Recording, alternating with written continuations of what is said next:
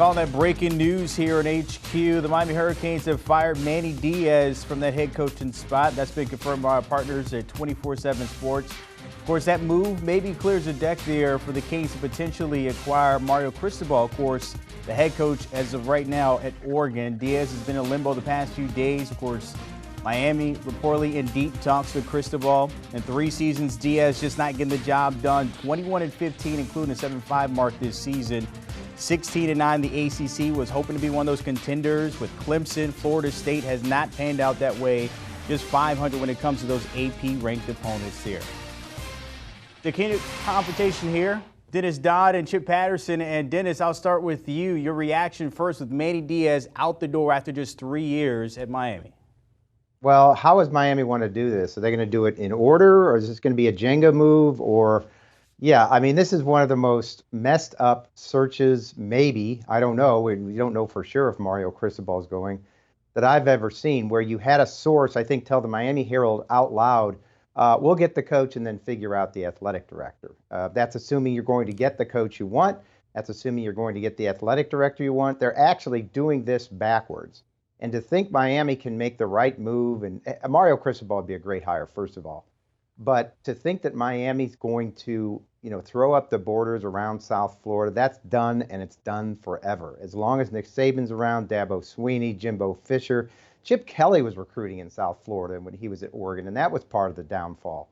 So that's not going to happen. You need an on-campus stadium, which now, looks like it may happen. There was a report in the Herald about that, but the first thoughts are poor Manny Diaz, hung out to dry like this. And it's just been in the industry, Miami doesn't have a good name right now.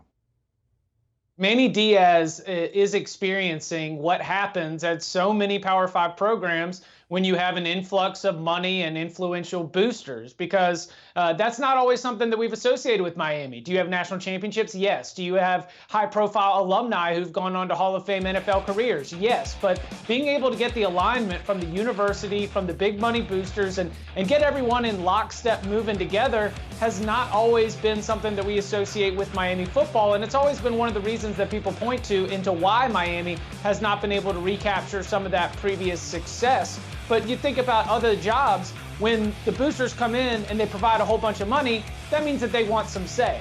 And that's why I think that we have some of the reporting that Dennis is referencing, where this entire process got very, very messy. No athletic director. Seems like you're offering Cristobal before you've even fired Manny Diaz, according to some of these reports. We're given a Monday deadline to Mario Cristobal. For all of this to play out, yes, I mean, juicy drama if you're into the kind of thing. But for Manny Diaz, the human being, for the staff members, the families of everyone involved, this has been an incredibly stressful situation. But it is what happens when you finally do get the support and you get the money needed to be able to buy out Manny Diaz and clear the deck to be able to bring in a high-profile head coach. There's also reports that they're trying to make a splash hire at the athletic director position. It's possible, Miami fans, that for all the messiness and for all the sort of negative headlines that might come for the way this search was held, 4 years down the road, if Miami's playing for ACC championships and going toe-to-toe with Clemson, no one cares about that. All we'll care is that the U is back. So maybe there might be a little bit of messiness now, but if this big investment does lead to the best head coach that you've had in years, if it does lead to an athletic director who can keep everyone aligned towards football success, committed in a big way towards football success, then it'll all be worth it. But here right now, it is messy. Yeah, looking at it, of course, we do know it's a business side of it, but if you're looking at the business side when it comes to recruits here, you just mentioned it there. We don't know what's going to happen. We've seen how this program is panned out. Let's say Cristobal is the answer. We're assuming that is the case here, Dennis. If you're a recruit and watching this, is he tipping that order for you if you're heavy weighing, options, as you mentioned, the Alabamas, the Clemson of the world? Are you thinking Miami based on if there is a Cristobal in the future? Well, they can salvage this class. There's 9 days left for the early signing period, and that's been the overall theme of this entire coaching carousel. I think last week I counted only 9 of the 24 changes, and I think there's been a couple more since then, had actually been since they stopped playing football. Every one of those other changes have been during the season because of the early signing period. So he can rescue the early signing period. That's what Mario Cristobal does. That's why all this money and effort is being thrown around. He's one of the best recruiters in the country. But to project 4 years from now and these guys grow up, or 2 years from now, I don't know. And we still don't know if he's coming or not. I talked to an influential Oregon booster this morning, and I'll put it this way. I think the feeling at Oregon right now is see you later. It's done. The Portland Oregonian reported there was a 10-year, $85 million offer on the table. Mel Tucker money, James Franklin money. You join the 10-year club. And the wishy-washiness of Mario Cristobal caused Phil Knight to take that off the table. Doesn't mean it can't get done. He could wake up this morning, Pacific Coast time, and decide to stay at Oregon. But it's just been, as Chip said and I mentioned, very, very messy. I don't think you can come from 52 in a recruiting class to get into the top 10, which to me is the only place that matters. When you look at those teams in the top 10 year after year, that makes a difference. Everything after that, Florida slips to 15th one year and the world's ending. So I don't think Miami's going to get into the top 10 this year. No, the most important recruiting is going to be the current roster, because Manny Diaz's whole pitch to the administration during the middle of this season was look at the future. Derek King shuts it down for the season. Charleston Rambo had a good season, but a lot of these veterans sort of faded out of the picture. Some even entered the transfer portal mid-season. We saw Tyler Van Dyke take over at the quarterback position. What happened? ACC Freshman of the Year. Jalen Knighton, the freshman running back, had a suspension at the beginning of the season, exploded as a dynamic home run threat. James Williams on the defensive side of the ball. Just the freshmen all over this roster. When Miami was experiencing success still in that ACC Coastal Division race, it was because of young players. And that's what Manny Diaz was saying, trying to save his job. He said, look at the freshmen on this roster. They can take us to where we want to go, which is why for Mario Cristobal, yes, you want to try to land. You want to try to do everything you can before this early signing period deadline. But to me, the most important recruiting is going to be for the talented young players on those rosters who committed to Manny Diaz, who Manny Diaz was hoping would be able to save his job and lead Miami back into ACC championship contention. So, Mario Cristobal, we still have to wait for him to accept the job. But Mario Cristobal, if you are the new Miami head coach, you should call Tyler Van Dyke. You should call James Williams. You should call Jalen Knighton. You should do everything you can to make sure the talented young freshmen that were the reasons why Miami had success down the stretch of the regular season this year, make sure they are committed to you for the future. Big picture here, we're seeing a privatization of college athletics. You saw the Mel Tucker contract get completely paid for by two boosters. That's what's happening here with Mario Cristobal, where they've just taken over the athletic department. There is no athletic director. I talked to a person who was approached about the AD job, and he said there are 68 trustees. None of them know what they're doing. It's quote unquote a mess. So what you're seeing here is the private sector coming in and running these athletic departments. And again, as Chip mentioned, having a say in what goes on. They're going to have to pay Mario Cristobal. They're going to have to pay Mel Tucker. They're going to have to pay all these coaches. But sooner or later, there's two words, debt service. You're going to have to pay for it some kind of way. And even a national championship doesn't pay off in dollars. You got to pay for those facilities. You got to pay for that recruiting and that budget and those assistants. And maybe that takes its shape in getting rid of minor sports. Maybe that cuts down the budget. But sooner or later, that bill's going to come. And maybe the TV dollars pay for it, but what you're seeing is a big picture of privatization of the fan taking over college athletics in the big picture. In other words, it's going to take a lot of time to sit up here and build them back to what they used to be. Let's be honest here, Chip. They haven't been to you since the 90s. A lot of these kids don't even know what that's like. But if you're looking at Miami and they're in the ACC, how far of a gap is it between, say, a Clemson, who's won a national title, who's dominated this conference for years on end? They are 4 years away from a Clemson. They are 2 years away from playing Clemson, and maybe even faster than that. But I believe that the Hurricanes' breakthrough in 2017 was enough proof positive. I mean, a disappointing finish to the season, without a doubt, and the following year, which led to Mark Richt being ousted, Manny Diaz taking over.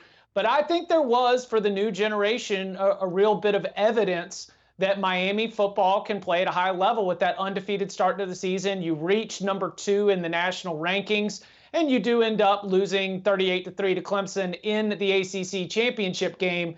But I think that Miami is just a couple years from being back in the ACC championship game. And when we talk about Clemson as the pace setter for the ACC, It might only take a couple of the right recruiting classes to be able to close the gap. And if I am at Miami, and I think this is important to mention, is there any other time in the last 5 years where you've thought that you might have a chance to close that gap quickly than when Dabo Swinney is going to be losing Brent Venables, or has lost Brent Venables, to Oklahoma, could potentially lose an offensive coordinator in Tony Elliott, who is reported to be candidates for other open jobs right now. We saw the way the Tigers took a step back this year because of injuries, but also just because of the depth of that roster. Now is the time. And I understand why, if you're in the ACC, you think that we have to invest right now, because now might be the opportunity to try to close that gap a little bit quicker than you could have ever imagined 2 or 3 years ago.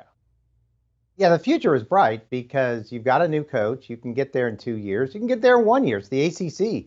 The question, Wake Forest played for it this year. They're undefeated deep into the season. The question is, can you get over the hump? And, the two things Miami has to hope for is what Chip mentioned. Yes, Clemson comes back to the pack. And number two, in the future, if we do have expansion of the playoff bracket, it does mean you can get there with a 10-2 and 11-2 record. No two-loss teams have ever gotten in. So I think that's the best hope for Miami. I was on the ground a lot in 2017 when they went 10-3. I was at that Notre Dame game, and we all drank the Kool-Aid. This is it. This is the turnaround. The U is back. But now if you look, again, in big picture, is Miami back, or are they Iowa State, where they peak 1 year and it's just hard to sustain? I go back to the recruiting, where everybody's, there's a reason Miami has an international airport, and it's one of the most diverse cities in the country, in the world. There are a lot of people there in recruiting. There are a lot of nationalities there. There's a lot of people want the same thing. They want the brass ring. You can only give out 25 scholarships at Miami. I love Van Dyke, the freshman. He was great. We'll see what Mario, if indeed he is the coach, does with that. But Miami wants to become dominant. And the only thing that helps there is they have championship aspirations. They don't have bowl aspirations. They have championship aspirations. And that's where you have to start to give credit to these people who are manipulating the situation. This is what they want. And so credit to them. I hope Miami makes it back, because there's no better setting in college football when Miami is good. So we'll see. All right, of course, we'll run out of time here, but real quick, Dennis and Chip as well. What's next for Manny Diaz?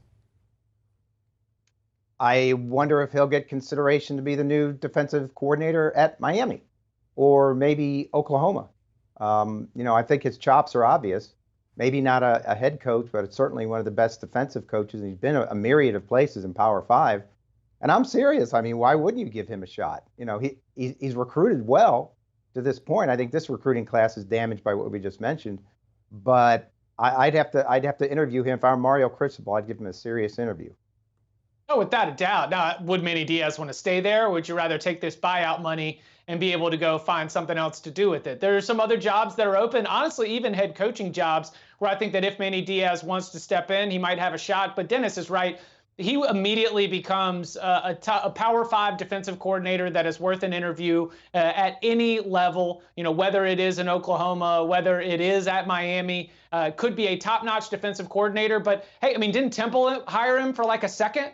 He could be a head coach at another job very quickly. We've got other Group of 5 jobs that might be opening up soon as the dominoes continue to fall. So I expect Manny Diaz, unless he wants to just take some time away to decompress from a very stressful 3, 4, 5 seasons, I expect that he will have a place to work immediately in college football. There is an opening in the ACC right now with Clemson. They just lost a defensive coordinator. So if he wanted to stay there, make sure he's a top dog over Miami, that's a place to go. I'm just going to put that out there. Chip Patterson and Dennis Dodd, appreciate your time for that breaking news. Of course, Manny Diaz out the door in Miami, maybe opening the day for Oregon's head coach Mario Cristobal. Of course, we're keeping tabs on that throughout the day. And the fellas in the Cover 3 podcast always keeping it in loops. I'm pretty sure this would be a breaking pod today on everything and the shakeup with the coaches across the country. Download and give them a follow. Do you want a sports network that delivers everything that matters about the game? The highlights, the picks, the instant analysis, no yelling, no fake debates, no politics. Hit the subscribe button and never miss a moment.